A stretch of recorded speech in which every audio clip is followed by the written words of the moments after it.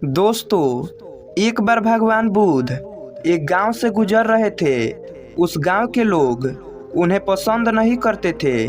उन लोगों ने बुद्ध को घेर लिया और उन्हें बुरा भला कहने लगे।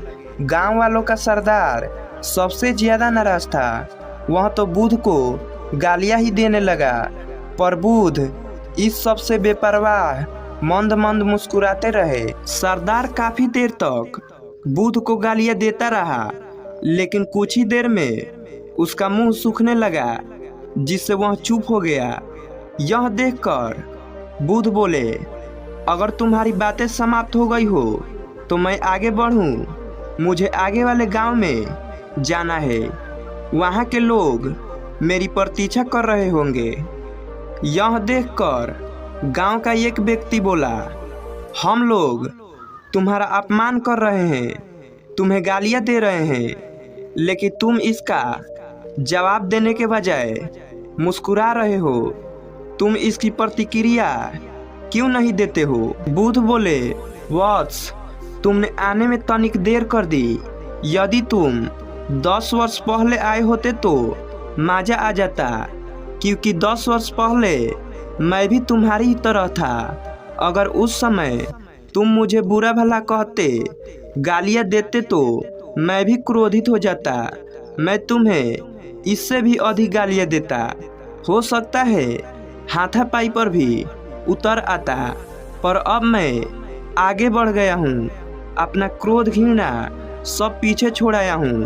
अब मैं उस जगह पर पहुँच गया हूँ जहाँ तुम्हारी गालियाँ पहुँचने में असमर्थ है। तुमने मुझे गालियाँ दी, यह तुम्हारी भावना है, लेकिन तुम्हारी यह भावना मुझ तक पहुँच ही नहीं रही।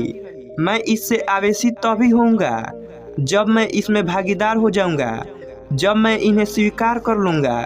लेकिन मैं तो तुम्हारी इस क्रिया से निरपेक्ष हूँ, इससे बहुत दूर हूँ। इसीलिए मैं अब भी पहले की तरह शांत हूँ। यह सुनकर सरदार बोला, अरे ऐसे कैसे? मैंने तो तुम्हें गालियां दी है, और वो भी पूरे गांव वालों के सामने दिए। फिर उसे लेने या ना लेने का क्या मतलब है? बुद्ध बोले, वत्स, कल मैं एक गांव में गया था।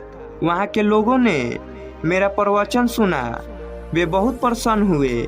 गांव का मुखिया मेरे लिए मिठाई लेकर आया और वह खाने का आग्रह करने लगा।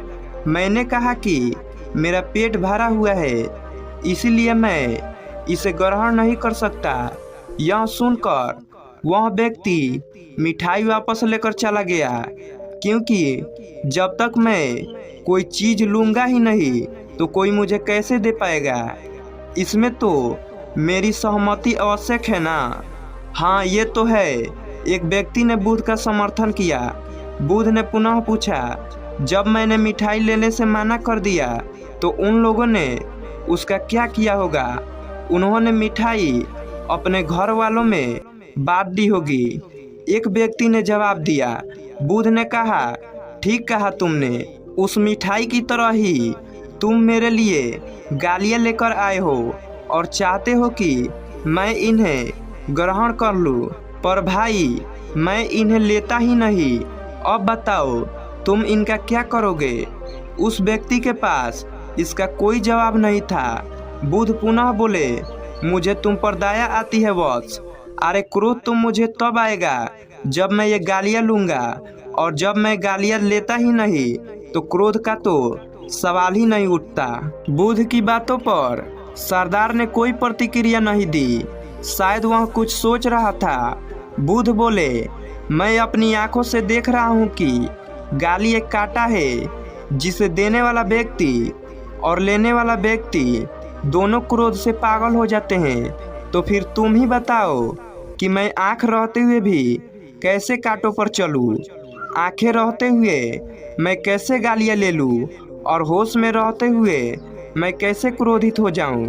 इसलिए मुझे क्षमा करो वत्स, मैं तुम्हारा उपहार ग्रहण करने में असमर्थ हूँ। यह कहते हुए बुद्ध ने अपने हाथ जोड़ दिए। बुद्ध की बातें सुनकर सरदार लज्जित हो गया। उसकी आंखें छलछला आई। उसने कुछ कहना चाहा, पर उसके होठों ने जवाब दे दिया, और जब उससे रहा नहीं गया तो वह बुद्ध के चरणों में गिर पड़ा। दोस्तों, हम में से ज़्यादातर लोग यही समझते हैं कि हमारे दुखों का कारण कोई दूसरा व्यक्ति है, और जब हम ऐसा मानते हैं तो हम अपने स्व नियंत्रण की कमी और अक्षमता को अनदेखा कर रहे होते हैं। वास्तव में यह हम पर निर्भर करता है कि हम दूसरों के द्वारा प्रदान की गई नकारात्मकता को स्वीकार करते हैं या नहीं। अगर हम नकारात्मकता को स्वीकार करते हैं तो हम अपने पैरों पर कुल्हाड़ी मारते हैं, और जब हम उसे अस्वीकार कर देते हैं तो घृणा, क्रोध, हिंसा हर किसी से मुक्त हो जाते हैं।